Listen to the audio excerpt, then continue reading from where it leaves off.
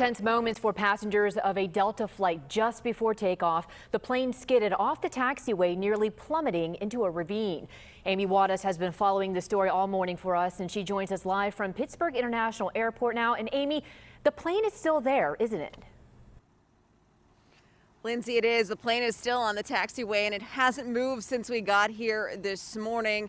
Let's take a look. You can see it here, and airport officials are working with Delta to move the jet. In fact, they say a crane arrived, which you can see, and more heavy equipment is expected to get here later today.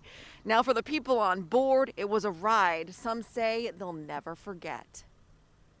And all of a sudden, you just hear this loud crash, and then the entire plane just goes boom, boom, like that, and everybody freaked.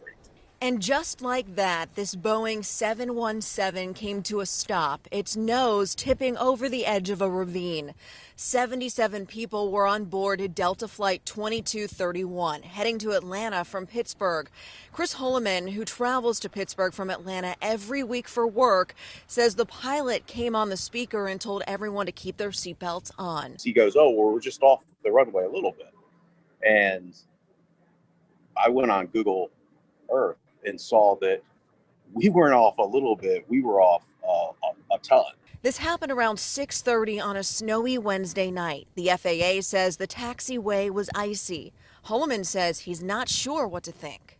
It took a while for us because we had to de-ice, and then we seemed to be, it seemed to be like we were lost and we didn't know where we were going.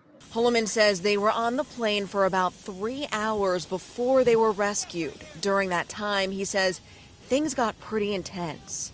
People were crying. Holloman and another woman on the plane shot these videos as they were walking down the stairs in the back of the jet. Then they were taken back to the terminal on a bus. Passengers were able to catch a flight to Atlanta in the wee hours of the morning.